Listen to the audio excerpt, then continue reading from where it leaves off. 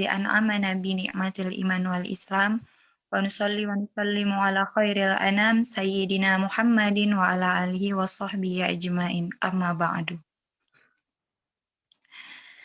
Marilah kita ucapkan puji syukur kita kepada Allah Subhanahu wa taala yang mana telah memberikan kita keimanan, kesehatan dan kesempatan sehingga kita masih dapat melaksanakan dan menghadiri kajian rutin kita pada malam hari ini.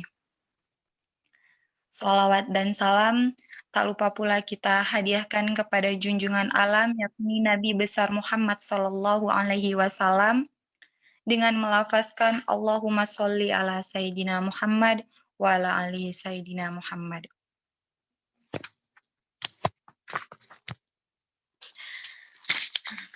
Selamat datang kepada teman-teman yang berkesempatan hadir pada malam hari ini. Saya punya pantun buat teman-teman semuanya. Jualan buku di kota Jakarta. Pulangnya mampir di Masjid Taman Kota. Apa kabar sahabat semuanya? Semoga senantiasa dalam lindungan Allah Subhanahu wa taala. Amin amin ya rabbal alamin. Alhamdulillah sehat. Alhamdulillah.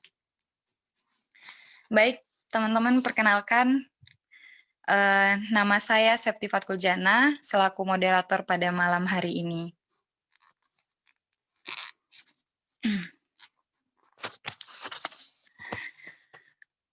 Baiklah, untuk tidak memperpanjang mukadimah, langsung saja kita mulai kajian rutin kita pada malam hari ini, dan alangkah baiknya kita mulai dengan mengucapkan basmalah. Bismillahirrahmanirrahim.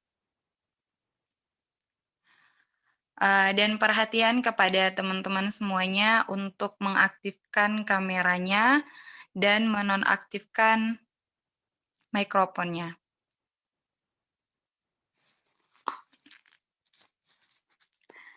Tema kita pada malam hari ini yaitu konsep harta dan kepemilikan dalam Islam. Bersama Ustadz Prima Al-Kausar sebagai konsultan bisnis syariah. Langsung saja kepada Ustadz dipersilahkan. Ya, syukran jazakallah Mbak. Panggilannya siapa nih? Mbak Septi, Pak. Oh, Mbak Septi ya. Syukran jazakallah atas ini pembukaannya. Baik teman-teman, sebelum kita mulai, saya ingin teman-teman mengaktifkan dulu kameranya supaya saya bisa melihat teman-teman yang siap untuk menerima materinya agar nanti bisa lebih lebih mantap ngisi kajiannya. Karena nanti kalau saya nyampaikan materi teman-teman nggak ngaktifin kameranya, saya nggak tahu teman-teman lagi ngapain gitu. Dengarin saya ngomong atau ada kegiatan yang lain gitu. Silakan saya tunggu teman-teman mengaktifkan kameranya dan jangan lupa di mute dulu mikrofonnya. Kita tunggu dulu ya. Kalau sudah diaktifin kita mulai insya Allah. Sudah Pak. Ini Dimas dari mana? Bandung ya?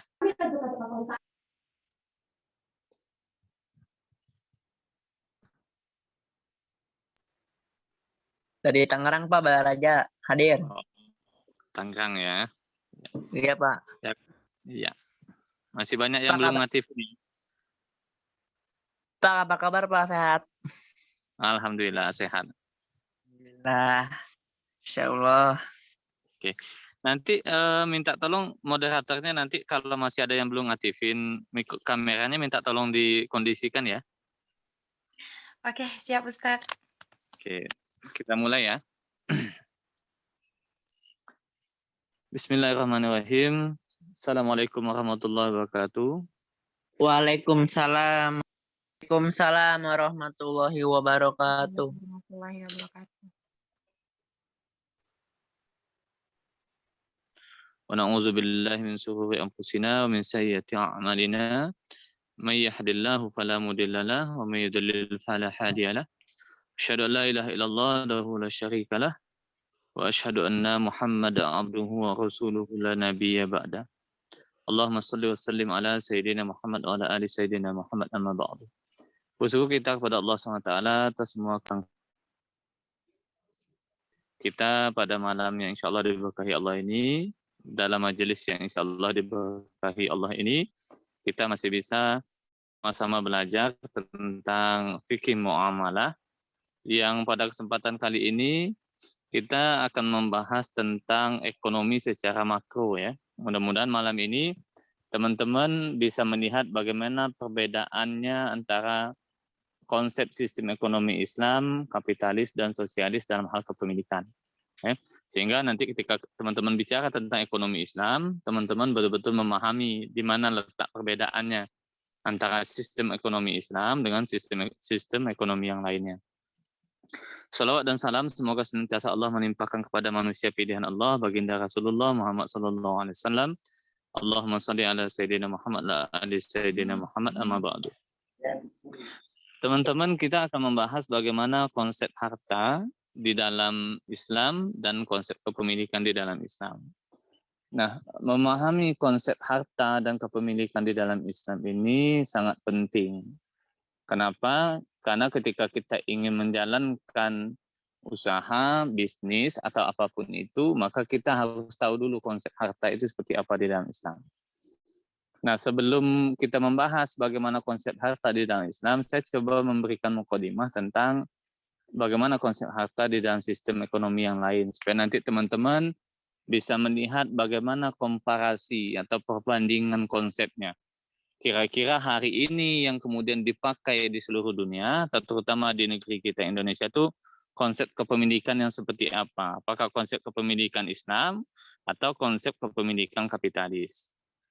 Ya, kita sadari atau tidak, hari ini sistem yang dipakai di seluruh dunia itu mayoritas sistem ekonomi kapitalis, ya, atau kapitalisme, ya, di mana kemudian sistem ini menuhankan atau mendewa-dewakan kapital atau modal, ya, sehingga saking familiarnya sistem ekonomi di dalam kapitalis ini bahkan mengalahkan sistem politik ya dalam ideologi sekuler kapitalis itu sendiri.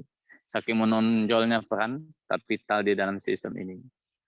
Nah, di dalam sistem kapitalis kita memahami bahwa konsep harta yang diketengahkan oleh Adam Smith di dalam buku beliau yaitu Wealth of Nation, itu kita melihat bahwa beliau memiliki konsep kepemilikan yang kemudian dipakai di seluruh dunia hari ini, di mana harta itu adalah milik semua orang.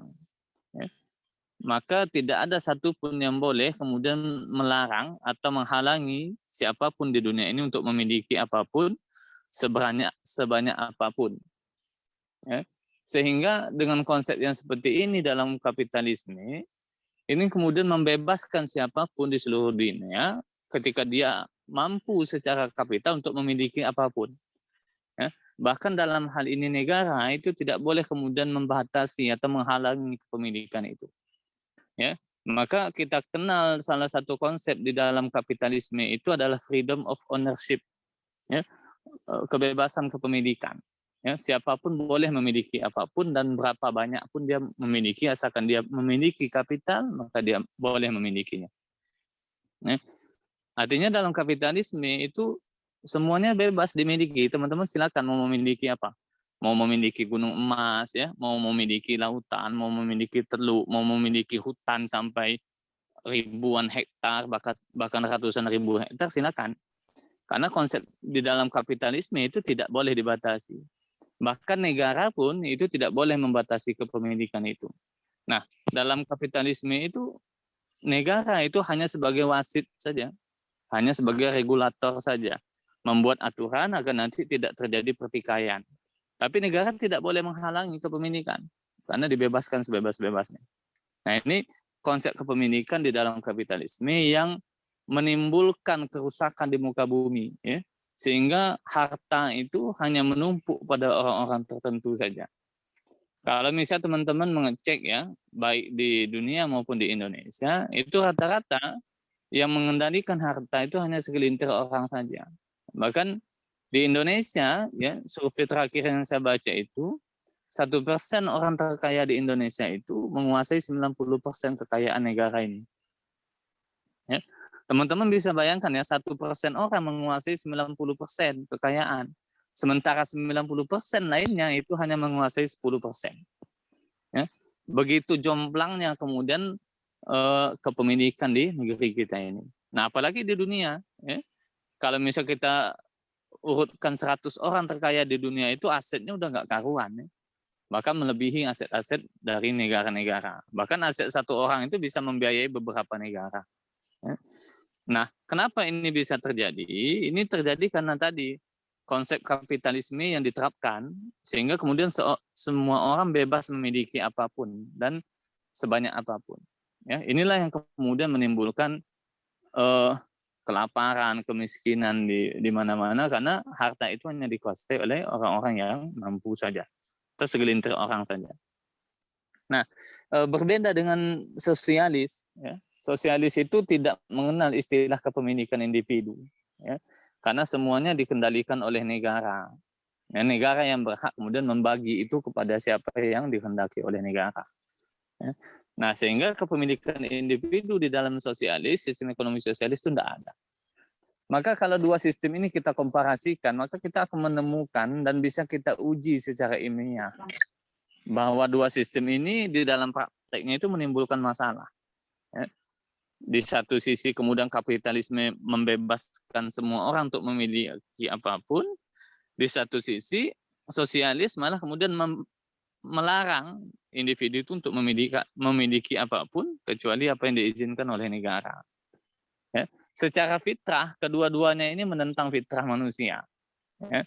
Maka disinilah kemudian urgennya kita kemudian memahami sistem ekonomi Islam, ya, secara sistemik, ya, sehingga kita memahami bagaimana Islam kemudian mengatur masalah harta ini.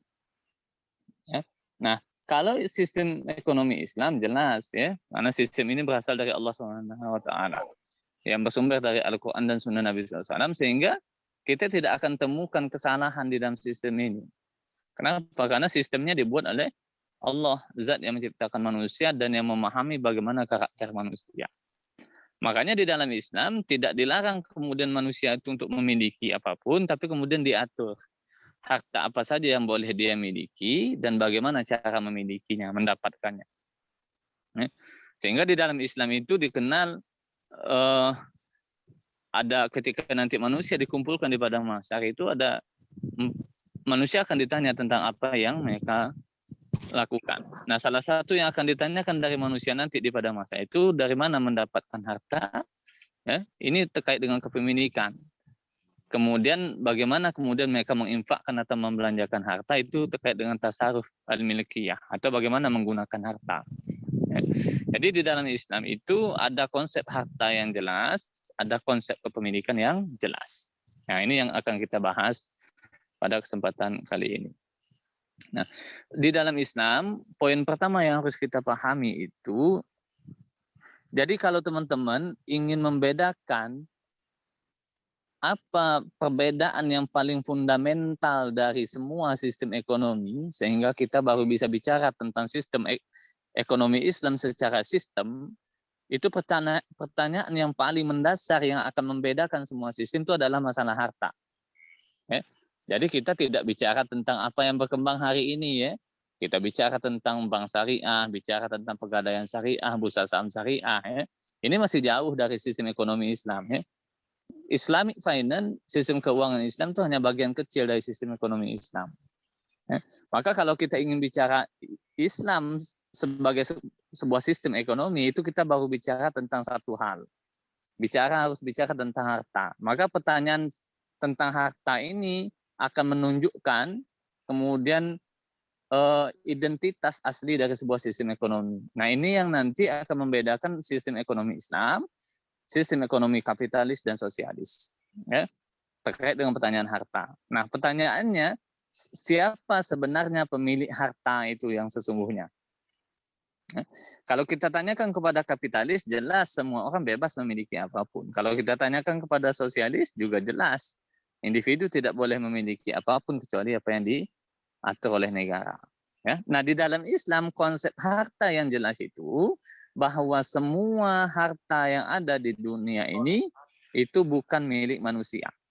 Ya, tapi pemiliknya adalah Allah Subhanahu wa taala. Nah, ini konsep yang harus dipahami. Ya, kita bisa menemukan banyak ayat bertebaran di dalam Al-Qur'an yang menjelaskan bahwa harta itu sebenarnya adalah milik Allah Subhanahu wa taala, bukan milik manusia. Ya, misal contoh di dalam Al-Qur'an dikatakan walillahi ma fis samawati wa ma fil ard. Di dalam ayat lain bahkan dikatakan wa ma bainahuma. Ya. Dan milik Allah lah. Di situ ada lam, ya. Lam itu menunjukkan lam milkiyah, lam kepemilikan. Walillahi ma fis samawati wa ma fil ard, dan milik Allah lah, kepunyaan Allah lah apa-apa yang ada di bumi dan apa-apa yang ada di langit. Bahkan di ayat lain dikatakan wa ma bainahuma, dan apa-apa yang ada di antara keduanya. Ya. Jadi yang harus dipahami pertama di dalam konsep ekonomi Islam itu bahwa harta itu adalah milik Allah, bukan milik manusia. Ya. Maka yang harus kita pahami kalau bahwa harta itu adalah milik Allah, berarti bukan milik kita. Ya, berarti apapun yang kita miliki semuanya bukan milik kita, semuanya milik Allah SWT. Nah, namun milik Allah tadi, harta yang ada itu milik Allah, ya, itu kemudian nanti diserahkan kepada manusia kepemilikannya. Ya, tapi kepemilikannya ini bukan kepemilikan yang diserahkan secara mutlak. Ya. Maka di dalam Islam itu konsep kepemilikan harta itu dikenal dengan konsep istikhlaf. Istikhlaf itu konsep untuk menguasai harta hanya amanah saja. Ya. Jadi harta itu diberikan Allah kepada manusia sebagai amanah, bukan milik secara mutlak, bukan milik secara hakiki.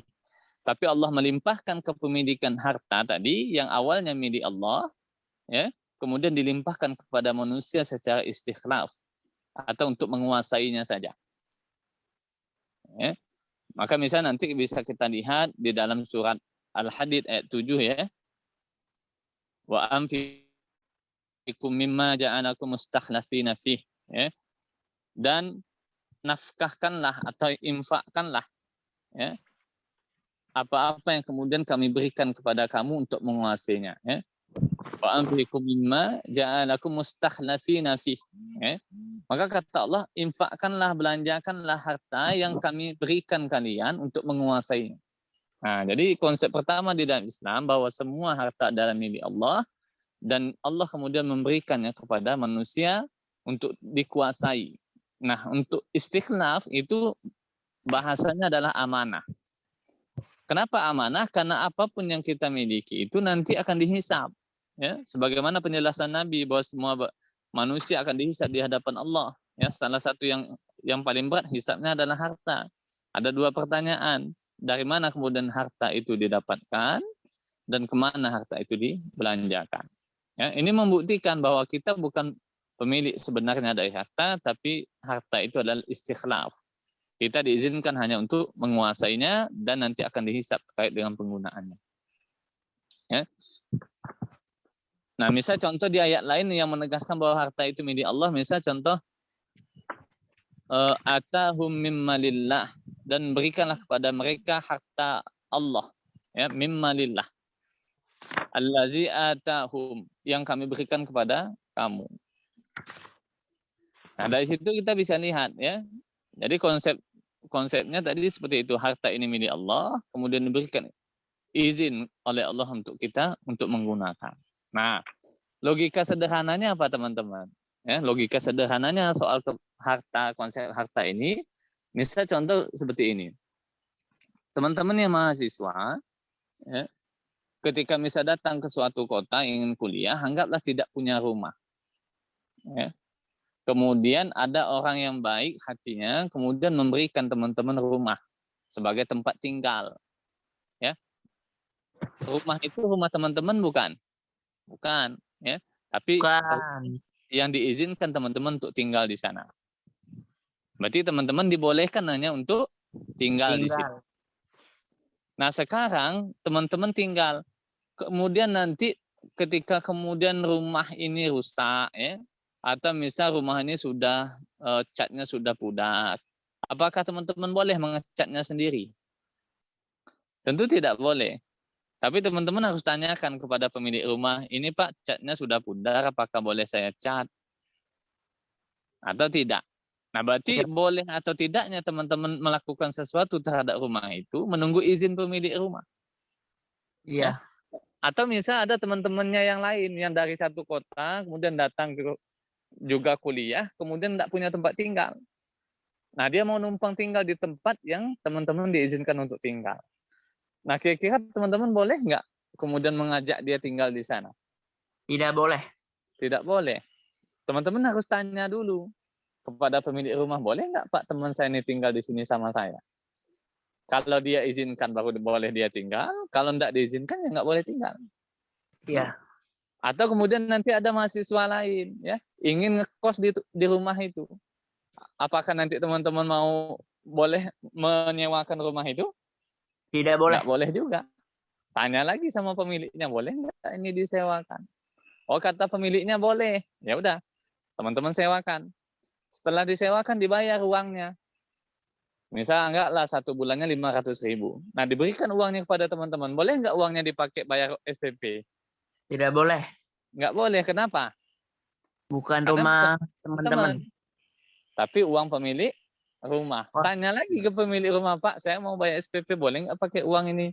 Oh, kata dia nggak boleh. Berarti teman-teman nggak boleh. Nah, begitu juga konsepnya di dalam Islam. Ya. Karena harta itu bukan milik kita, tapi milik Allah, maka ketika kita ingin mendapatkan harta atau menggunakan harta, maka itu harus seizin Allah. Ya.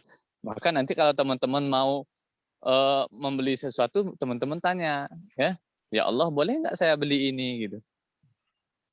Gitu ya. Misal teman-teman ingin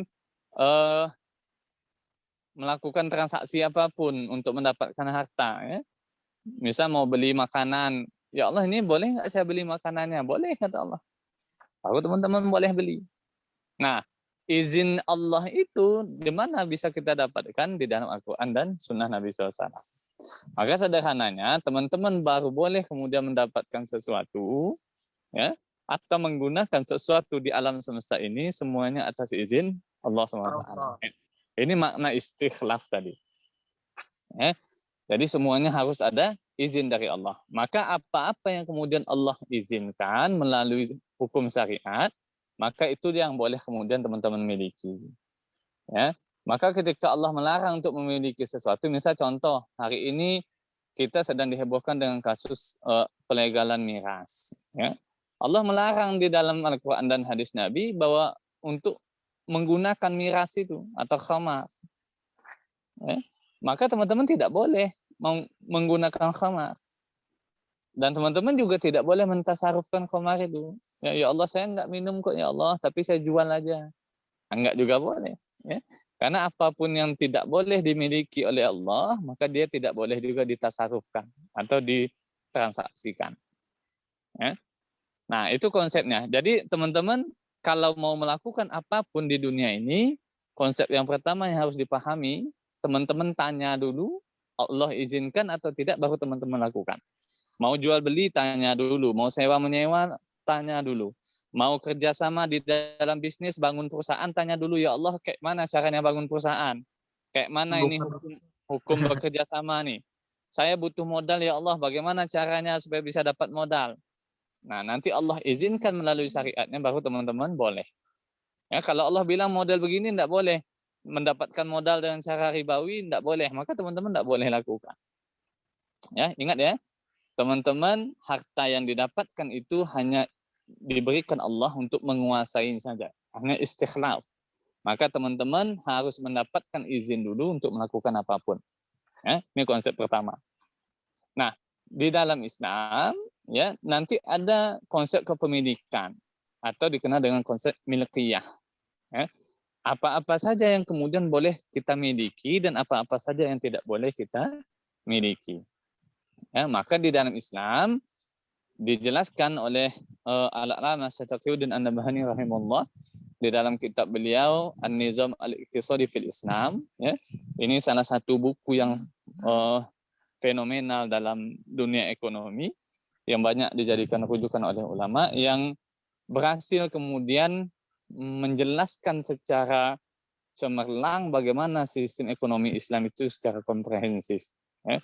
Saya rekomendasi teman-teman untuk mempelajari secara mendalam kitab ini ya. An-Nizam al-Iqtisadi fil Islam, sistem ekonomi Islam.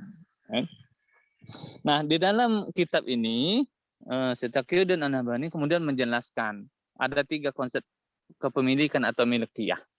Ya. Yang pertama dikenal dengan istilah milkiyah fardiyah atau kepemilikan individu.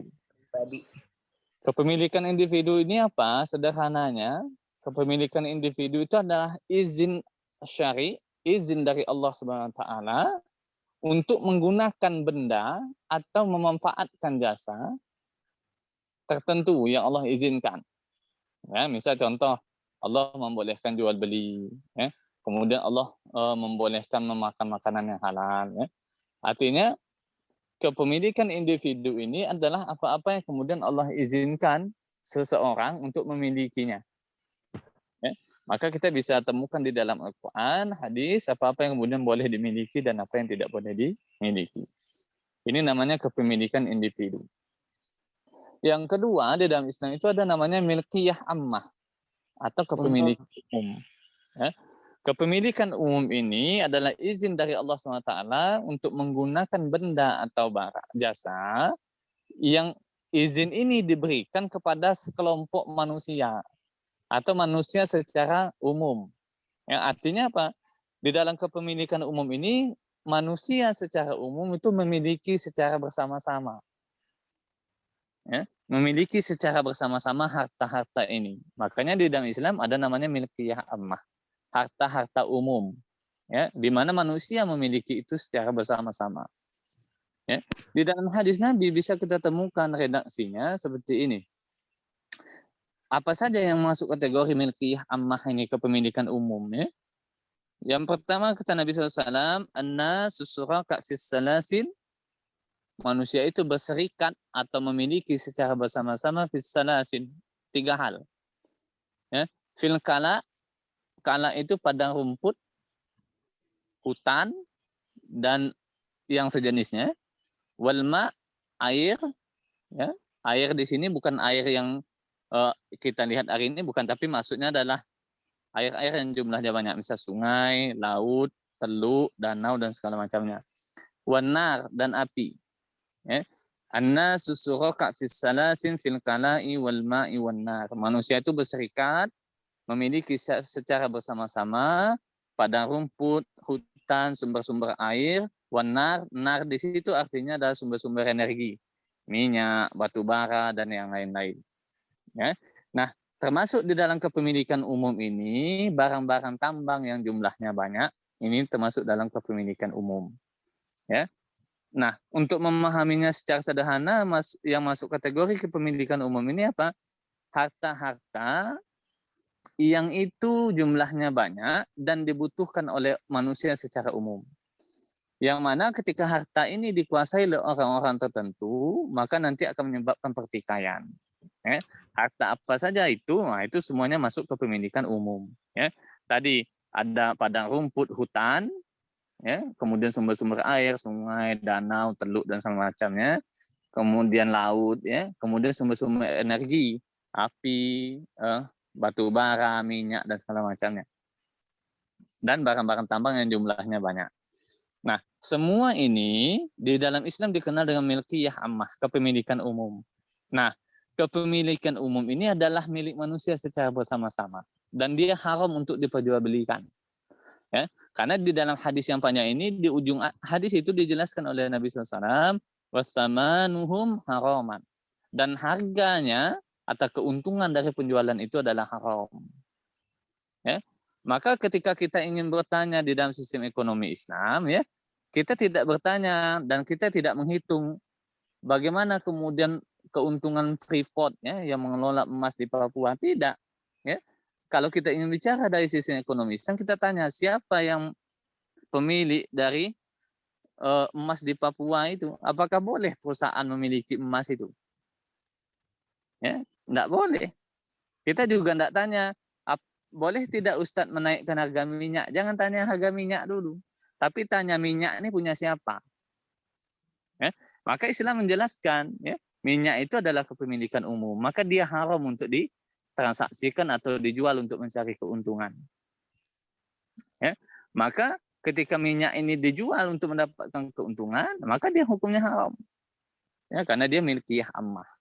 Nah, cuman walaupun manusia itu memiliki secara bersama-sama harta kepemilikan umum ini, namun kemudian nanti syariat Islam itu kemudian memberikan wewenang pengelolaannya kepada negara. Ya. Tetapi negara dalam hal ini haram mengambil keuntungan. Misal contoh, dalam masalah minyak, misal contoh, minyak itu termasuk kepemilikan umum di dalam Islam. Maka misal kalau kita melihat catatan dari Pertamina, biaya lifting minyak itu, eksplorasi minyak dari hulu ke hilir, itu 1 liter bensin itu biayanya hanya Rp600. Ya. Jadi pertanyaannya berapa minyak itu harus dijual menurut sistem ekonomi Islam?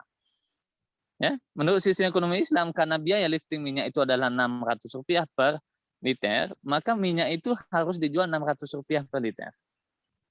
Kalau dijual seharga Rp700 atau 1.000 maka hukumnya haram. Kenapa? Karena minyak itu milik umum. Dia tidak boleh dijual untuk mendapatkan keuntungan.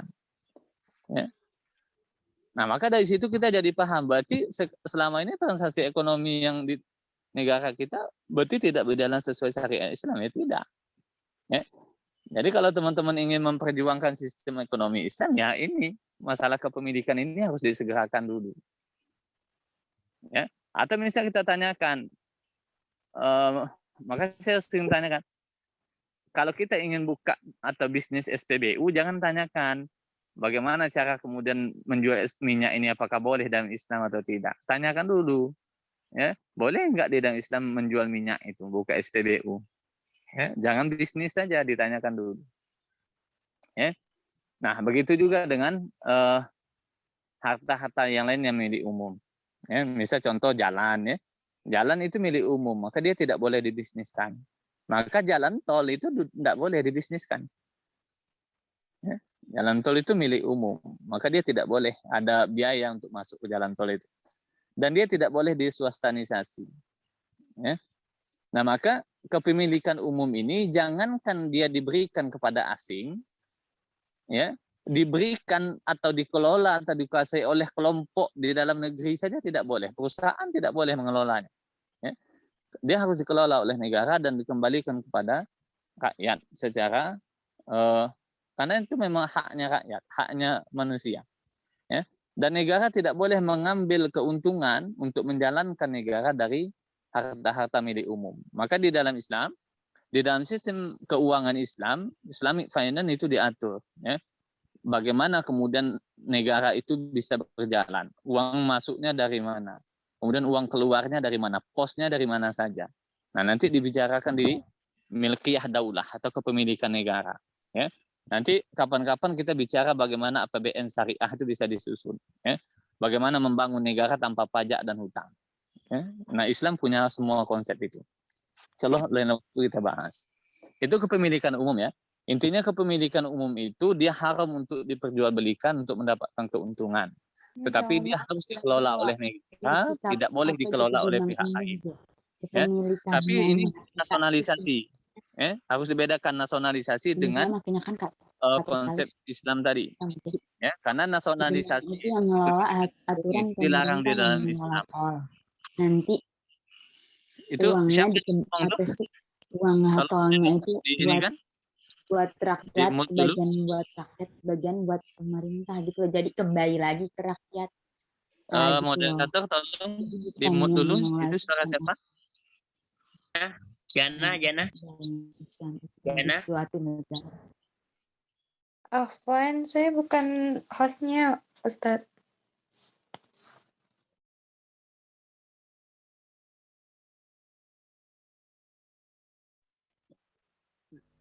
Udah mulai lagi, Ustaz.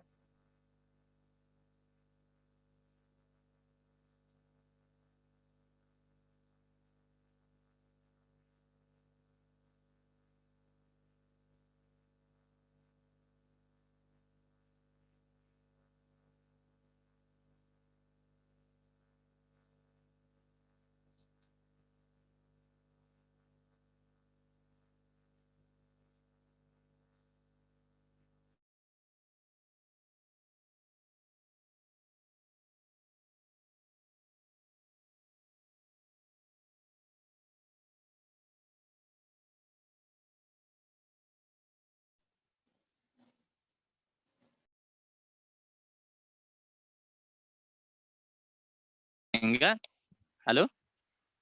Halo, Halo, Ustaz. Kedengaran? Ustaz. Oh, tadi di mute ya? Iya. Iya, Ustaz. Oke. Jadi saya ulang ya. Yang ketiga itu milkiyah daulah. Ya. Milkiyah daulah itu kepemilikan negara. Apa-apa yang kemudian diizinkan oleh Allah untuk dimiliki oleh negara. Ya, maka di dalam Islam ada namanya milkiyah daulah, harta-harta yang boleh dimiliki negara untuk dijadikan pemasukan negara dan digunakan untuk biaya menjalankan sebuah negara. Ya, jadi di dalam Islam itu diatur dengan sangat detail. Ya, misal di dalam Islam sumber-sumber pemasukan negara itu seperti ghanimah, ada fai, ada kharaj, ada jizyah dan segala macamnya. Termasuk nanti ada harta zakat juga di situ. Ya. Ini sumber-sumber pemasukan negara yang dengannya kemudian negara bisa dijalankan. Jadi di dalam Islam itu sudah diatur. Ya. Dan ini termasuk bagian dari sistem keuangan Islam. Di mana Islam telah mengatur negara itu pendapatannya dari mana, kemudian digunakan untuk apa saja. Posnya dari mana saja itu diatur. Ya. Nah, jadi 3 konsep kepemilikan ini hanya ada di dalam Islam. Ya. Untuk bagaimana untuk mengatur harta mana yang boleh dimiliki dan harta mana yang tidak boleh dimiliki. Ya, maka teman-teman kalau ingin berbisnis atau kalau ingin mendirikan perusahaan itu ditanya dulu. Apakah boleh kemudian ini di dalam Islam dilakukan? Teman-teman mungkin nanti punya uang yang banyak ingin bangun perusahaan tambang, ya. Ingin menguasai tambang batu bara di Indonesia. Apakah boleh di dalam Islam memiliki tambang batu bara? Itu ditanyakan dulu. Ya. Karena Allah tidak mengizinkan individu untuk memiliki tambang-tambang yang besar. Karena itu masuk wilayah kepemilikan umum. Sehingga kalau teman bikin perusahaan, itu core bisnisnya adalah tambang, nah itu hukumnya haram. Maka harta yang didapat itu, teman-teman mengambil harta punya umat. Ya. Begitu juga misalnya teman-teman bangun perusahaan timah, bangun perusahaan minyak. Ya. Itu bagian-bagian yang tidak boleh dimiliki oleh individu. Nah, nanti kaitannya dengan mekanisme pasar syariah, nanti teman-teman akan paham ya, bahwa apa-apa yang boleh masuk ke dalam pasar di dalam Islam itu diatur. Ya. Dan harta kepemilikan umum itu adalah harta-harta yang haram untuk masuk ke dalam pasar. Artinya apa? Tidak boleh dibisniskan. Yang boleh dibisniskan itu hanya harta-harta di ranah milkiyah fardiyah atau kepemilikan individu. Ya. Jadi sampai di sini teman-teman paham ya, bahwa di dalam Islam, termasuk di dalam mekanisme pasar syariah, itu beda jauh dengan mekanisme pasar bebas yang disampaikan oleh Adam Smith. Ya. Di dalam Islam itu tidak semuanya boleh masuk pasar. Ya. Tidak semuanya boleh teman-teman bisniskan. Tidak semuanya boleh teman-teman kuasai. Ada aturannya.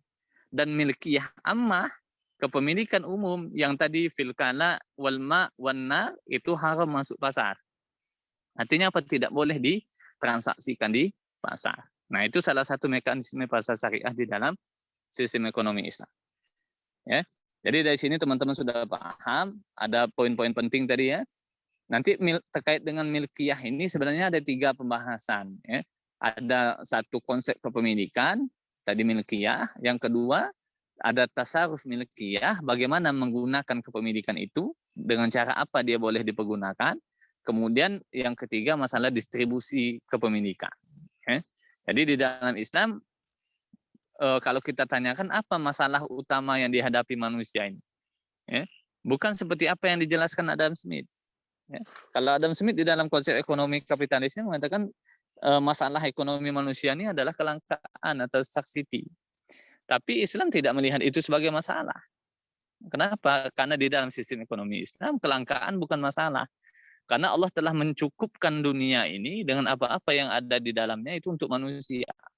Tidak kurang. Semuanya cukup Allah penuhi. Tapi masalahnya ada di distribusi. Harta itu tidak terdistribusi dengan baik di tengah-tengah manusia. Ya, karena harta itu dikuasai oleh segelintir orang saja. Ya, maka misal kalau teman-teman melihat ada misal di dalam surat Muhammad ayat 7 itu Allah katakan supaya harta itu tidak hanya berputar pada orang-orang kaya saja di antara kalian. Ya, ini konsep distribusi. Jadi kalau dari sisi sistem, ya, perbedaan yang paling menonjol, kapitalisme menganggap bahwa kelangkaan adalah masalah, tapi Islam melihat masalah utama ekonomi itu adalah distribusi. Ya. Nah ini. sedikit pengantar tentang komparasi sistem ekonomi untuk teman-teman ya. Nah, jadi fokus kita malam ini di dalam Islam, kepemilikan harta itu diatur dengan sedemikian rupa, mekanisme yang sangat adil dan sesuai dengan fitrah manusia, dengan membagi apa yang boleh dimiliki dan apa yang tidak boleh dimiliki. Ya.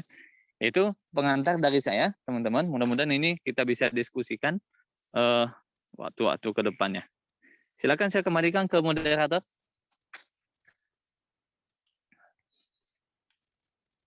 Silakan moderatornya. Kalau ada yang mau ditanyakan, kita diskusi. Dari saya cukup itu dulu. Baik, terima kasih Ustadz. Baik teman-teman, kita Silakan diaktifin kameranya ya. ya kepada teman-teman untuk mengaktifkan kameranya.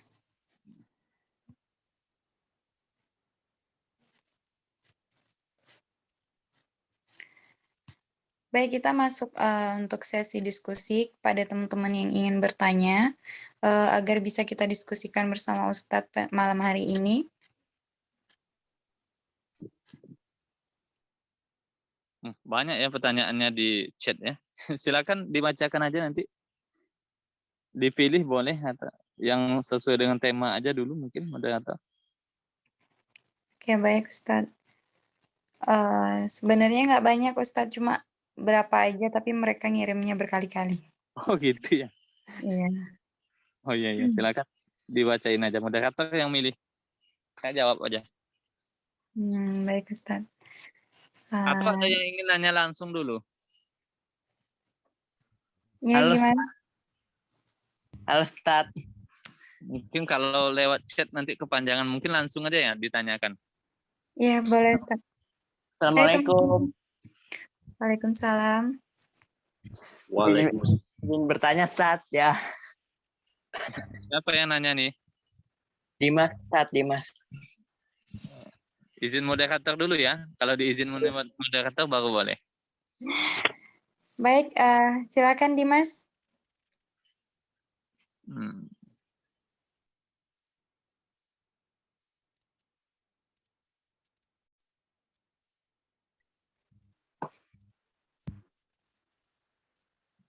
Hilang. Itu Andre juga ngangkat tangan. Reset. Assalamualaikum. Waalaikumsalam. Silakan. Ini Tat yang ingin saya tanyakan. Kan dalam ekonomi konvensional kan sudah ada banknya Ustaz ya. Kayak bank konvensional gitu, BRI dan sebagainya ya, kalau disebutin langsung ya nama banknya ya. Nah, pertanyaannya ke tema kita malam ini aja ya, supaya nanti teman-teman bisa fokus pembahasannya. Nanti yang tidak sesuai tema, teman-teman tanya langsung ke saya aja nanti via grup atau nanti bisa disampaikan di grup nanti. Agar nanti pembahasan malam ini bisa teman-teman pahami betul itu. Jadi yang nanya silakan nanyakan yang terkait kajian kita malam ini dulu.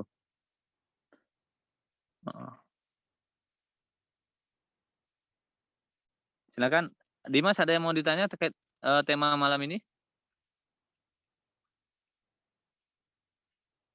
Enggak.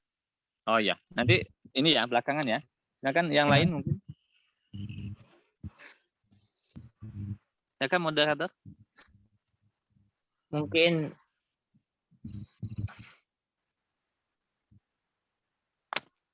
Iya, bagaimana teman-teman?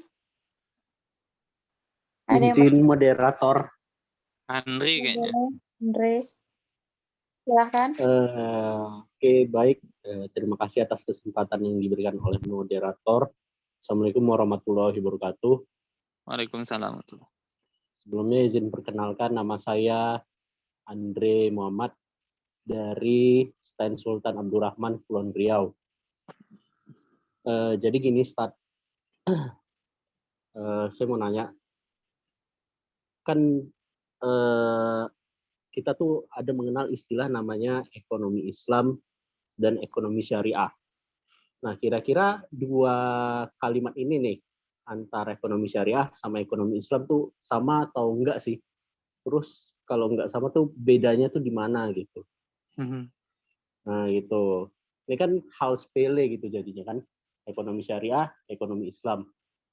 Terus yang kedua, Ustadz, kan di Indonesia ini kan khususnya kan peluang ekonomi syariah kan sangat besar, apalagi dengan banyaknya lembaga-lembaga syariah kayak misalnya sekarang perbankan syariah kan udah merger gitu kan, menjadi BSI gitu.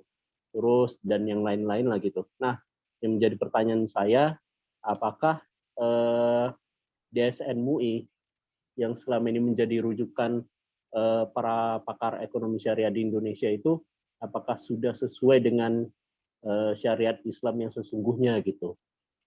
Mungkin itu dari saya Ustadz, saya kembalikan ke moderator. Terima kasih. Assalamualaikum warahmatullahi wabarakatuh. Waalaikumsalam warahmatullahi wabarakatuh. Boleh Ustadz, silakan langsung dijawab aja. Saya jawab pertanyaannya yang pertama saja ya. Yang kedua nanti saya jawab di grup karena ini tidak terkait tema ya. Atau nanti kalau ada sisa waktu kita bahas insya Allah. Jadi tadi ditanyakan ada ekonomi syariah dan ekonomi Islam. Ini dua istilah. Bagaimana yang benar? Ya. Kalau saya katakan seperti ini ya, tergantung teman-teman memahami apa dari ekonomi syariah itu dan apa dari ekonomi Islam. Ya. Karena kadang-kadang sebagian orang menyamakan antara syariah dan Islam. Itu secara umum ya. Tapi kalau ditanyakan ke saya, ya, saya lebih setuju penggunaan istilah yang mana. Ini pribadi ya jawabannya ya, bukan masalah benar atau salah. Tapi ini pribadi. Kalau saya disuruh memilih mana istilah penyebutan yang tepat. Nah, kalau saya itu lebih suka kepada penyebutan ekonomi Islam. Kenapa? Karena ini kemudian menunjukkan secara khas bahwa sistem ekonomi ini betul-betul datang dari Islam. Ya. Sehingga kata-kata Islamnya itu ditonjolkan. Ya. Walaupun sebenarnya tidak ada masalah teman-teman kalau mau nyebutin ekonomi syariah. Ya. Cuman saya secara pribadi, dimanapun saya ngisi itu saya selalu sampaikan ekonomi Islam bukan ekonomi syariah. Walaupun nanti teman-teman bisa punya argumentasi lain, ya silakan. Ya. Tapi saya sebagai personal itu lebih memilih penyebutan ekonomi Islam. Nah, itu yang poin yang pertama. Nah, poin keduanya, kalau kita ingin bicara ekonomi Islam, itu kita tidak bicara tentang bank syariah dulu.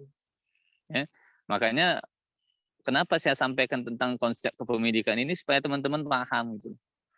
Apa yang kemudian boleh dilakukan dan apa yang tidak boleh. Ya. Maka kita tidak bicara tentang sistem ekonomi Islam, itu perbankan.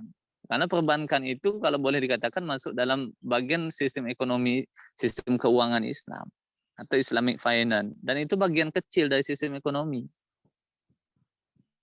Ya. Justru yang paling fundamental itu masalah kepemilikan ini. Kalau kita mau bicara tentang sistem ekonomi, ya kalau kepemilikan ini diterapkan di Indonesia, ya saya hakul yakin Indonesia ini akan jadi negara besar dan sejahtera. Kenapa? Tidak ada orang miskin di Indonesia kalau sistem kepemilikan ini diterapkan. Ya, coba teman-teman bayangin ya. Saya ingat masih perkataan salah seorang profesor ternama di Indonesia ini ya. Beliau mengatakan waktu itu di acara Indonesia Layak Club. Saya lupa nama beliau profesor siapa ya. Tapi beliau mengatakan seperti ini. Kalau saja negara mau mengambil alih pengelolaan 3 sumber daya alam kita, minyak, gas, batu bara, yang ini di dalam Islam ya, ini adalah merupakan barang-barang milkiyah ammah. Ya. Kata beliau, saya baru ingat namanya beliau Profesor Qurtubi.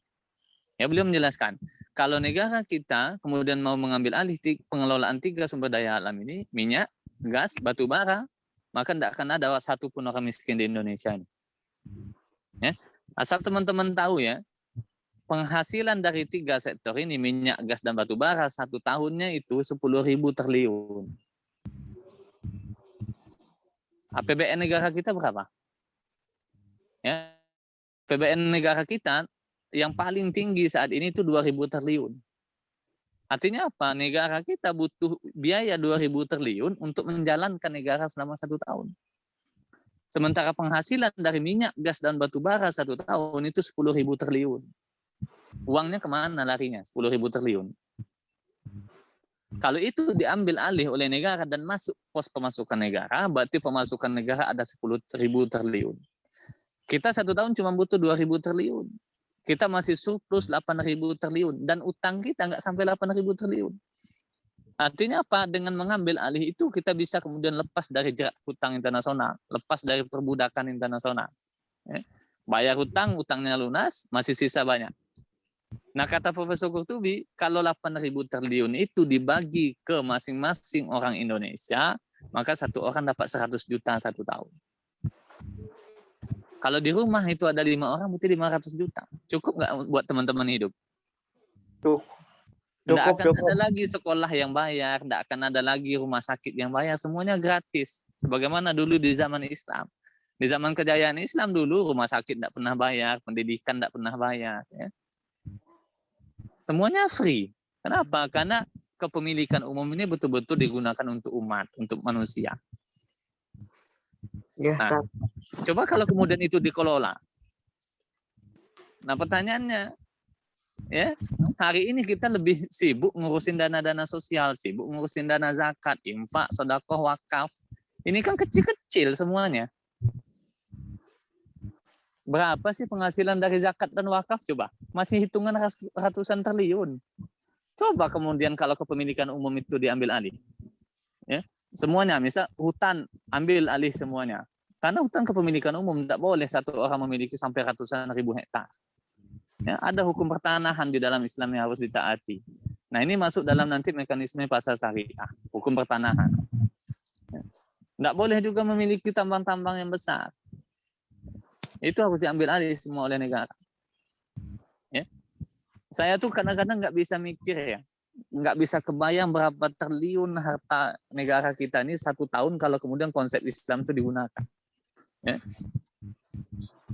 Karena saya lagi coba menyusun bagaimana APBN syariah itu bisa disusun berapa ribu triliun kekayaan kita kemudian kalau menggunakan konsep syariah dalam pengelolaan negara. Ya. Teman-teman bisa bayangkan penghasilan dari minyak, gas, batu bara saja sudah 10.000 triliun. Belum emas di Papua. Belum uranium kita, belum plutonium kita, belum timah, belum minyak, segala macam. Ya. Udah nggak karuan banyak harta Indonesia ini. Tapi kenapa? Karena itu dikelola dengan konsep kapitalis, di mana kemudian semua dibebaskan memiliki itu, maka yang terjadi hari ini 1% orang menguasai 90% kekayaan negara. Ya, ketimpangannya luar biasa. Nah, maka kalau teman-teman ingin bicara sistem ekonomi Islam, bicaranya dari sini dulu. Ya. Jangan bicara dari yang kecil-kecil. Ya.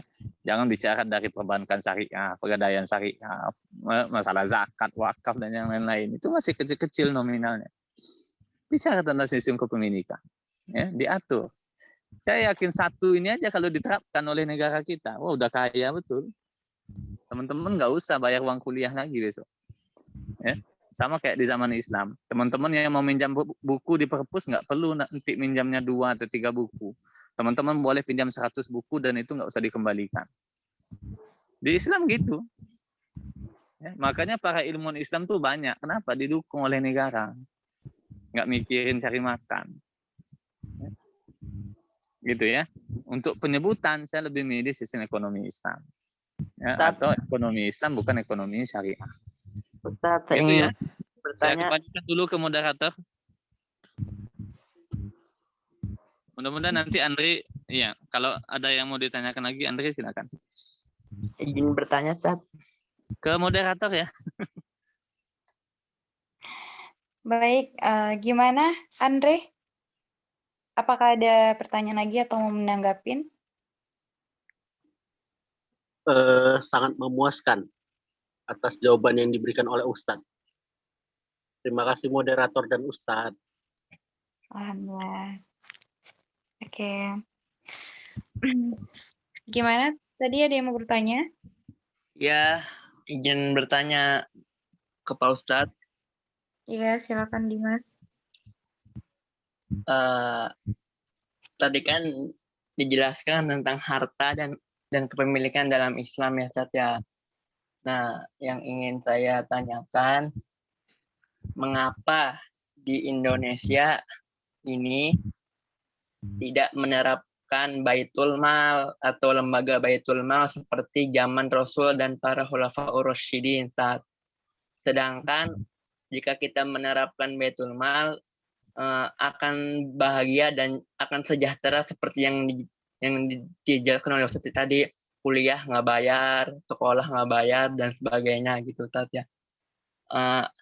Terus yang kedua, apa yang mendorong atau bagaimana solusi-solusi yang Ustaz tawarkan mengenai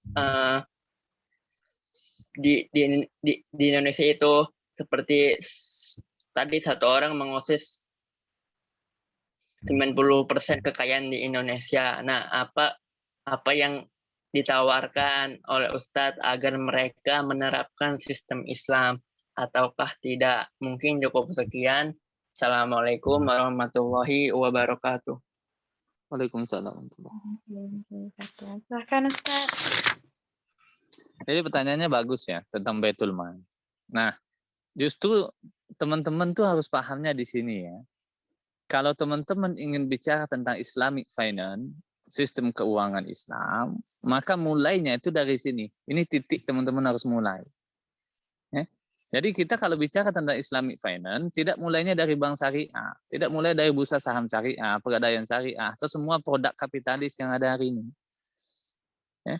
Makanya sering saya sampaikan di banyak forum, saya bilang, hari ini perjuangan ekonomi Islam hari ini hampir di seluruh dunia itu masih terbatas pada islamisasi ekonomi kapitalis. Kenapa? Karena hari ini kita mencoba mengislamkan kapitalisme. Padahal di dalam sistem ekonomi Islam itu punya konsep yang jelas. Islamic Finance-nya jelas tadi. Apa konsep utama Islamic Finance di dalam Islam? Itu Baitul Mal. Ya. Baitul Mal itu pusat keuangan Islam. Ya, di mana harta masuk dan keluar semuanya dari Baitul Mal. Ya. Maka saya sering ini ya, ketika ditanya, Ustadz nanti kalau kemudian Islam itu udah kembali jaya dan Baitul Mal betul-betul ditegakkan sesuai dengan konsep Islam, apakah ada bank? Saya yakin 1000% bank semuanya tutup. Kenapa? Tidak ada gunanya bank ketika Baitul Mal ada. Ya. Teman-teman tentu masih ingat ya, kisah di zaman Umar bin Abdul Aziz. Ya. Ketika kemudian harta kepemilikan umum itu betul-betul dikelola dengan baik. Ya. Harta di Baitul Mal di zaman Umar bin Abdul Aziz itu melimpah ruah. Ya. Saking melimpahnya harta di zaman itu sampai tidak ada lagi orang yang mau menerima zakat. Ya, maka diumumkanlah setiap Jumat, siapa yang mau menikah yang tidak ada punya biaya datang ke Baitul Mal. Nanti akan diberikan oleh Baitul Mal. Siapa yang punya hutang tapi belum mampu bayarnya datang ke Baitul Mal, nanti akan dibayarkan oleh Baitul Mal. Ya, siapa yang kemudian pingin usaha tapi tidak punya modal datang ke Baitul Mal, nanti Baitul Mal akan memberikannya. Tidak dipinjam tapi dikasih cuma-cuma. Kenapa? Karena harta begitu banyak di Baitul Mal. Maka itu setiap hari Jumat diumumkan oleh bendahara negara, kemudian dibagikan kepada rakyatnya. Ya. Nah, setelah itu apa kata bendahara? Ya Khalifah Umar bin Abdul Aziz, orang-orang yang membujang, yang mau menikah tidak punya biaya sudah kita biayai. Sudah kita selenggarakan pernikahannya, sudah kita beri dia bekal untuk hidup. Orang-orang yang punya hutang sudah kita bayarkan hutangnya. Orang-orang yang punya usaha dan tidak punya modal sudah kita berikan usahanya. Tapi harta di Baitul Mal masih banyak. Apa yang harus kami lakukan ya Khalifah? Ya. Apa kata Khalifah? Kalau model begitu, maka bebaskan semua budak-budak yang ada di Eropa. Maka waktu itu dibebaskanlah budak-budak yang ada di Eropa. Nah kira-kira kalau itu ada nggak bank lagi? Nggak ada. Orang kalau tidak punya modal tinggal datang ke Baitul Mal. Ya. Nah, kalau sistem kapitalisme menjadikan bank sebagai jantung sistem ekonominya, maka jantung sistem ekonomi Islam itu Baitul Mal. Ya. Nah ini perbedaan yang mendasarnya dalam sistem ekonomi. Ya. Jadi kalau teman-teman ingin paham bagaimana jantungnya sistem ekonomi Islam itu Baitul Mal, bukan bank. Kalau bank itu jantungnya kapitalisme. Kalau bank itu kolab, maka negara itu kolab. Ya. Teman-teman kalau lihat Yunani, coba lihat krisis Yunani itu awalnya dari mana? Ya. Pasti di sistem perbankannya. Karena sistem perbankan itu adalah jantungnya ekonomi kapitalis. Ya. Hidup atau hendaknya kapitalisme itu pasti ditentukan oleh hidup atau hendak bank. Ya. Siapapun yang kemudian di antara teman-teman yang melihat kasus krisis 98, teman-teman akan bisa lihat. Ya. Begitu terjadi krisis di 98, berapa ribu triliun yang digelontorkan negara untuk nyelamatin bank. Pertanyaannya itu kenapa bank yang dulu diselamatin, padahal ketika itu kelaparan di mana-mana. Ya, karena dalam sistem kapitalis itu bank itu jantungnya ekonomi. Kalau bank itu rontok, negara itu rontok. Maka tidak peduli dengan kelaparan. Penting selamatin bank dulu. Ya. Di semua negara yang menggunakan konsep kapitalis selalu model begitu. Ya. Nah, pertanyaan kedua dari Dimas tadi, kenapa negara kita tidak mau? Nah, itu pertanyaannya jangan ke saya, Dimas. Ya, karena saya bukan pemilik kekuasaan di negara ini. Ya. Harusnya itu ditanyakan kepada pemilik kekuasaan. Ya. Cuman kalau jawaban dari saya sederhana saja. Ini masalah political will saja. Keinginan politik dari penguasa saja. Kalau dia mau, ya mau. Kalau tidak mau, ya tidak mau. Kenapa? Karena dia punya kekuasaan. Ya. Jadi ketika mau menerapkan sistem ekonomi Islam, mau, ya pasti dia akan menerapkan. Kalau tidak mau, tidak akan. Gitu. Ya. Tapi yang harus teman-teman pahami juga bahwa untuk menerapkan sistem ekonomi Islam itu tidak bisa dalam konteks negara yang sekarang. Ya. Nanti pembahasannya panjang ya, karena nanti akan dikaitkan. Kapitalisme itu bisa hidup di negara model apa dan akan mati di negara model apa. Termasuk sistem negara ini, sistem ekonomi apa yang bisa hidup. Karena itu dua hal yang tidak bisa dipisahkan. Ini kajiannya agak mendalam teman-teman. Nanti bicara tentang makroekonomi. Ya. Nanti terlalu jauh pembahasannya. Intinya kenapa negara ini nggak menerapkan itu pertanyaannya nggak ke saya, tapi ke pemilik kekuasaan. Cuman jawaban saya sederhana, masalah political will saja. Keinginan politik penguasa. Kalau penguasa mau, pasti dia bisa terapkan. Itu ya, wallahu a'lam. Ustaz.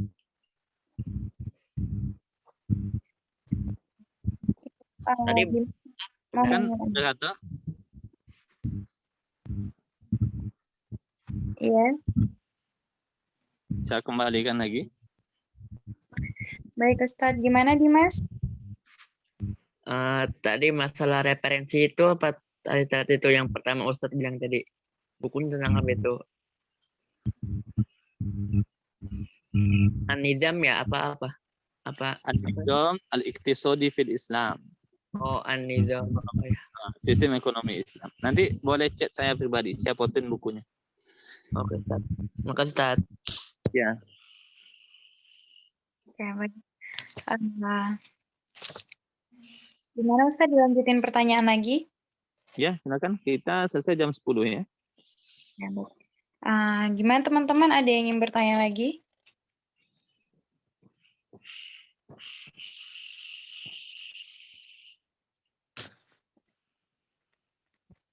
Mungkin sudah pada paham.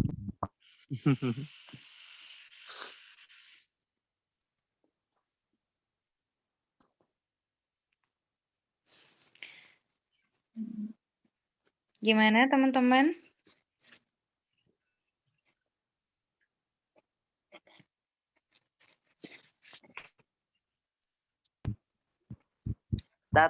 Ustaz. Dimas mau nanya lagi? Mas ini dapat payung nih kalau setiap kajian ini. Nanyanya biasanya 3 nih. Enggak, Tat, biasa. Tat, itu saya mau nanya, Tat, berkaitan dengan krisis 98 tadi kan ya, yang diselamatkan oleh negara kan itu pihak bank ya dan sebagainya.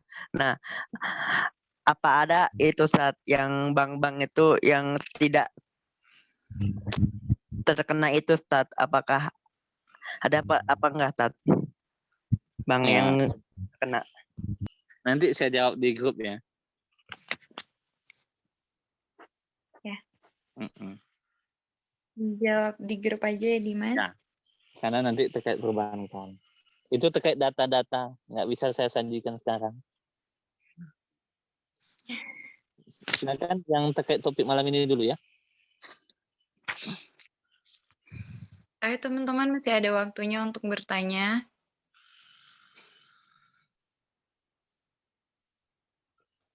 Apakah ada yang ingin bertanya?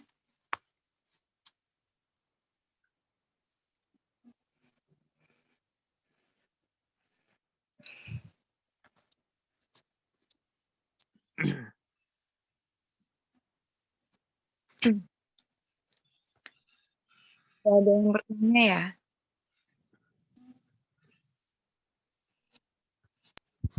Mungkin dari itu MC. Ada. Kalau kameranya mati gini, jadi kita nggak tahu nih teman-teman ini lagi ngapain. Gitu. Iya, tadi udah saya ingetin juga, Ustaz. Mungkin Mungkin kalau kameranya mati, kita langsung selesai aja kajiannya.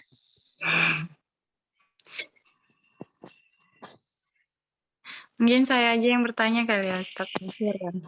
Ya, dari moderator bertanya. Nah, gitu dong, mantap. Pertanyaannya nggak mendalam banget sih. Gimana, Ustaz? Boleh?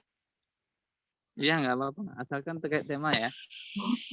Ya, tentang ini aja sih, Ustaz. Apa namanya? Hak milik. Kan ada sering yang bilang ini kayak gini, bahwa harta suami itu milik suami.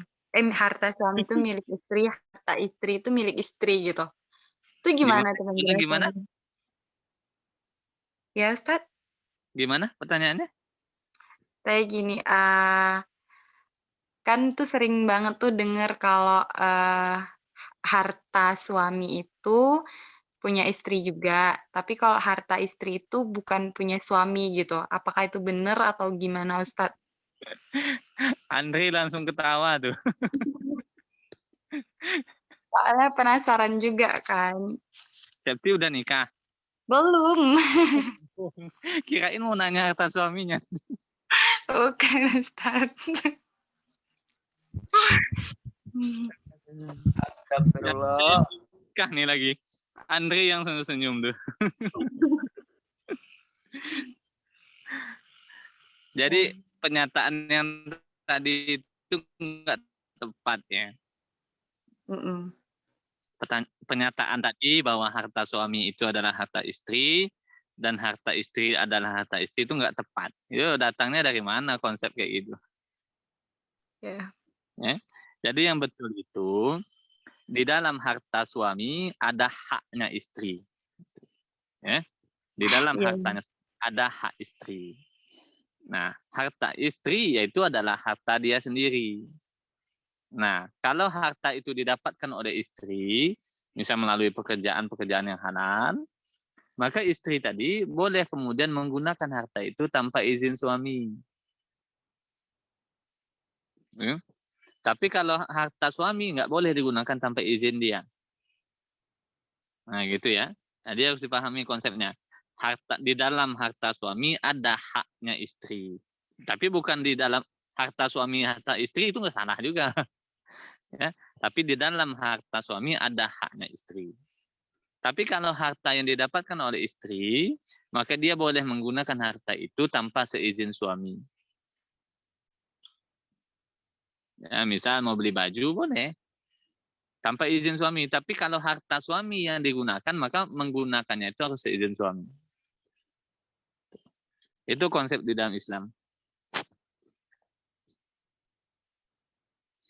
Gitu ya, Septi ya. Ya, Ustaz. Baik, Ustaz. Terima kasih, Ustaz. Nanti suaminya marah nanti besok kalau harta suami harta istri. Ya, salah penyebutan. Iya. Gitu.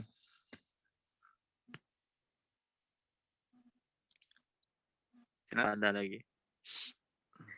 Ya, teman-teman gimana? Masih ada waktu untuk bertanya. Itu tolong dibacain MC. Wah, Dimas lagi. Ngebum pertanyaan Dimas nih. Boleh. Lagi marak-marak di Indonesia ada marbor ditemukan di dalam tanah. Apakah itu kepemilikan umum atau negara? Marbor itu apa? Ya, mau nanya ini. Saya juga nggak tahu itu istilah apa tuh. Ya, Dimas, marbor tuh apa ya?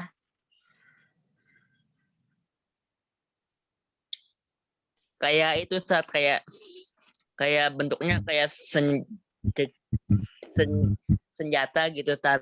Tapi itunya ditemukannya di dalam tanah itu saat kayak di Sulawesi, kayak di Sumatera gitu saat.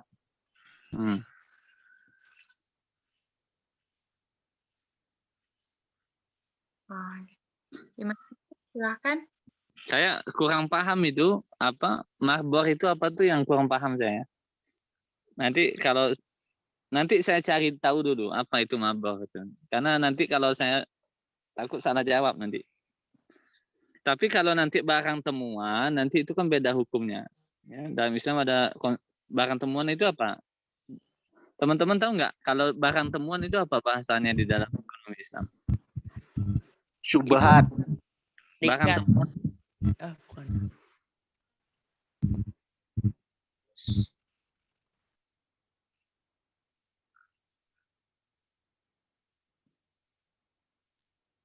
Nah, rata-rata anak ekonomi ini kan.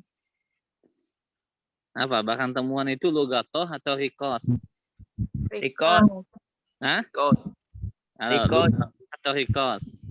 Rikos. Nah, rikos.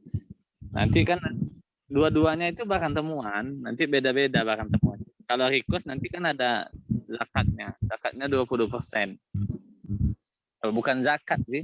Ada 20% itu harus dibayarkan kepada negara. Itu untuk barang temuan, misalnya nanti ketemu di tanah kita itu ada harta yang ketemu misalnya, nah itu ada rikosnya 20%, 1/5 dari harta temuan. Itu menjadi haknya negara. Nanti dilihat lagi kalau marbor itu apa itu.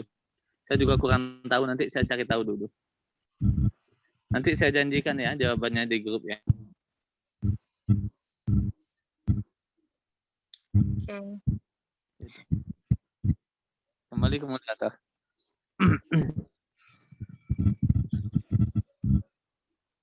Baik teman-teman.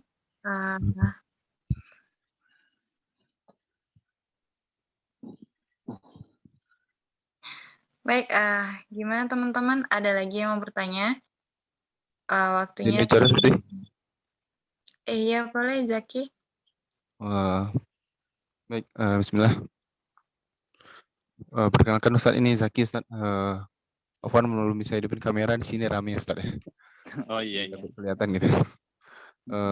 Mungkin yang ini tanyakan tuh Ustaz. Zaki Unan ya? Iya Ustaz, betul Ustaz. Ya. Yang pertama tuh Ustaz, jikalau ya, mungkin kayak kasus Freeport gitu ya Ustaz ya. Itu Ya. kan di dalam tanah ya kan, dalam negara gitu, negara Indonesia gitu kan Pak Ustaz. Cuman pasti kan ada negara yang enggak ya mungkin teknologinya masih kurang gitu kan Ustaz untuk ngelola itu. Berarti dia cuman apa untuk pengelolaannya nanti gimana ya? Itu gimana tuh Ustaz ya? Kalau negaranya masih belum bisa mengelola itu gitu Ustaz. Takutnya malah nggak tergali gitu kan Ustaz. Kan kalau kemarin tuh masih ada pembagian lah tibanya tuh Ustaz. Cuman ini negaranya nggak mampu untuk mengelola itu tibanya Ustaz. Jadi butuh bantuan swasta mungkin gitu Ustaz. Lu Ustaz untuk yang pertama Ustaz. Ya. Jadi satu, Freeport itu haram diswastanisasi. Itu hukumnya. Ya. Jadi emas di Papua itu haram diserahkan kepada swasta. Karena itu kepemilikan umum. Wajib dikelola oleh negara. Nah, dalam hal negara tidak mampu mengelola itu, maka negara bisa kemudian membeli teknologi atau membawa orang yang paham untuk mengelola itu. Tapi bukan menyerahkan kekayaan itu kepada asing. Ya. Jadi tadi kalau alasannya tidak mampu mengelola, kan bisa dibeli teknologi. Masa kita nggak bisa datangkan pakar-pakar dari luar negeri untuk bisa mengelola itu? Oke lah, nggak bisa. Nggak bisa juga kita mendatangkan pakar. Walaupun itu mustahil ya hari ini. Ya. Siapapun pakar di dunia ini bisa kemudian dipanggil ke kita dan kita bayar untuk mengelola itu. Nah, kalau itu juga nggak bisa, oke, mending itu nggak diolah, kita siapkan dulu putra-putri terbaik Indonesia untuk bisa mengelola itu. Sekolahkan mereka ke luar negeri. Ya, daripada itu diberikan kepada asing. Ya. Gitu. Jadi kalau masalah nggak bisa ngelola itu bukan masalah ya. Maka saya bilang tadi, kenapa sistem itu nggak diterapkan, hanya masalah political will saja. Penguasanya mau atau tidak saja. Itu bukan masalah teknologi atau tidak.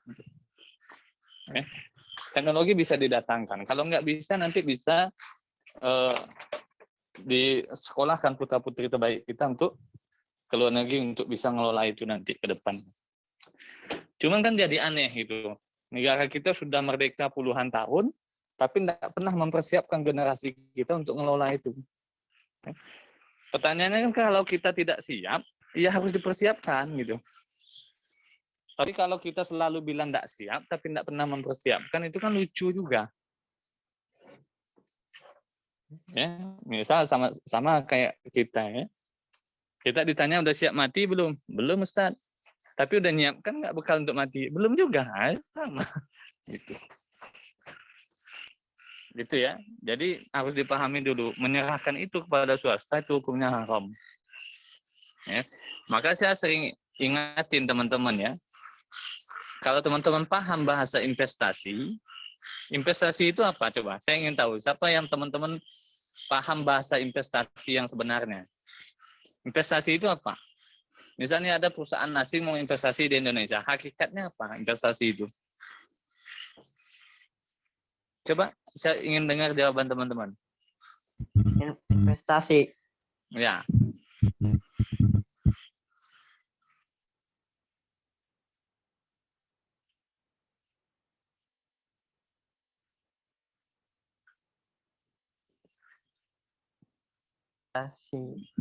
Investasi itu apa bahasa aslinya? Kan sering nih perusahaan asing investasi di kita, di Indonesia. Itu bahasa aslinya apa? Ingin menguasai itu, Tat. Menguasai tanah apa bukan? menguasai lahan. Kalau menurut Zaki apa bahasa investasi itu, Zaki? Gimana maksudnya, Ustaz? Bahasa investasi? Ada Zaki tadi. Ada, Ustaz. Halo? Halo? Ya, Ustaz? Jadi yang harus teman-teman pahami dari bahasa investasi itu, bahasa investasi itu sebenarnya perampokan. Cuman perampokannya itu legal. Ya. Artinya apa? Asing itu kemudian merampok kekayaan kita, cuman dilegalkan oleh undang-undang. Gitu. Saya sampaikan ketika sumber daya alam kita itu dikuasai dan diangkut ke luar negeri, berarti itu dibolehkan oleh undang-undang. Ya. Nah harusnya kalau berdasar konsep ekonomi Islam itu tidak diserahkan. Maka konsep kepemilikan umum itu tidak boleh diserahkan kepada swasta. Jangankan diswastanisasi, dinasionalisasi saja tidak boleh kepemilikan umum itu. Gitu ya, pertanyaan dari Zaki tadi, wallahu a'lam. Saya kembalikan ke Septi. Ya, oke, Ustaz. Gimana, Zaki? Insya Allah cukup dulu, Septi. Kalau ada yang nanya soalnya. Oke, terima Kurang, Ustaz. kasih. Ini ada yang nanya lagi, Ustaz. Assalamualaikum, Ustaz. Izin bertanya. Pernah waktu belajar mata kuliah teori ekonomi Islam di kelas tentang kepemilikan harta, ada yang bertanya pada saat presentasi, jika pohon yang berbuah bergeser ke tanah orang lain ketika terjadi banjir, itu buah dan pohonnya menjadi milik siapa, Ustadz? Pohon dan buahnya pindah. Ya, begitu pertanyaannya, Ustadz. Itu benar, itu bisa kayak gitu. Mungkin bisa. Pohonnya pindah ya. Ya, Tetap pindah sih sebenarnya. bawa banjir dia. Jadi ada kasus dulu itu seperti ini. Ada seseorang yang nanam pohon, tapi kemudian bagian dari cabang pohonnya itu masuk ke wilayah tetangganya. Ya, maka dari situ bisa kita pahami. Ya. Jadi dari hadis itu dijelaskan bahwa bagian pohon yang bagiannya masuk ke tanah tetangga, kemudian jatuh buahnya itu, maka itu menjadi hak tetangganya. Ya, nah maka nanti bisa dikiaskan ke situ. Ya. Cuman kalau bahasanya pindah agak aneh ya mungkin nanti ya. Karena mustahil pohon itu bisa pindah. Tapi kalau udah hanyut ya berarti udah bukan punya itu. Nah, nanti dikiaskan ke sana nanti. Apa namanya hukumnya tadi. Tapi mungkin bahasanya saja yang ini ya, bukan pindah tapi mungkin hanyutnya. Kalau pohon pindah tuh agak aneh gitu. Gitu ya, Septi. Saya kembalikan lagi.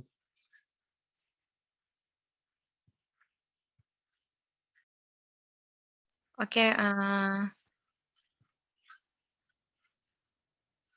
gimana yang bertanya, Kak Nurjana? Oke, terima kasih.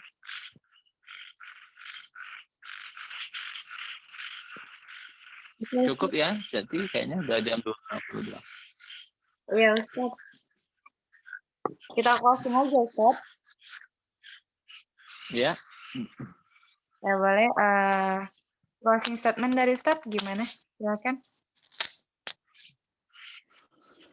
Nah, jadi setelah kita memahami konsep harta di dalam Islam dan pembagian kepemilikan, dari sini kita menjadi paham ya bahwa harta itu diserahkan oleh Allah kepada kita dengan konsep istishlaf atau hanya menguasainya saja. Karena nanti harta itu akan dimintai pertanggungjawaban. Dan di dalam Islam diatur dengan sangat jelas harta-harta apa saja yang boleh dimiliki dan apa yang tidak boleh dimiliki. Ya, sehingga ketika kita ingin mendapatkan harta, maka harus mengikuti atau mendapatkan izin dari Allah dulu. Ya, maka di dalam Islam dibagi kepada 3 kepemilikan tadi, kepemilikan individu, umum, dan negara. Ya, maka yang boleh dimiliki individu itu hanya kepemilikan barang-barang yang ada di dalam kepemilikan individu. Barang-barang yang ada di dalam kepemilikan umum, maka dia haram untuk dimiliki dan haram juga untuk masuk ke dalam pasar. Ya, sehingga dari situ kita bisa paham, kalau nanti kita ingin berusaha atau membuka usaha atau bisnis, maka tidak boleh membuka usaha pada bidang-bidang yang itu masuk wilayah kepemilikan umum. Karena memiliki usaha atau bisnis di bidang kepemilikan umum itu, atau menjadikan harta-harta kepemilikan umum itu sebagai core bisnis, maka itu hukumnya haram di dalam Islam. Ini itu yang bisa saya sampaikan. Mudah-mudahan teman-teman lebih berhati-hati lagi nanti ke depan ketika ingin memiliki sesuatu. Pastikan itu mendapat izin dari Allah sebagai pemilik yang hakikat dari semua harta tadi. Wallahu a'lam bishawab. Itu yang bisa saya sampaikan. Oke, baik. Terima kasih, Ustaz. Teman-teman belajar sudah pada malam hari. Semoga apa yang disampaikan tadi untuk teman-teman semuanya dan menambah ilmu untuk kita semuanya. Terima kasih buat teman-teman yang berkesempatan pada hari ini. Saya tutup kajian ini dengan doa kafaris. Subhanallah wa bihamdihi, la ilaha illallah, astaghfirullah wa atubu ilaih.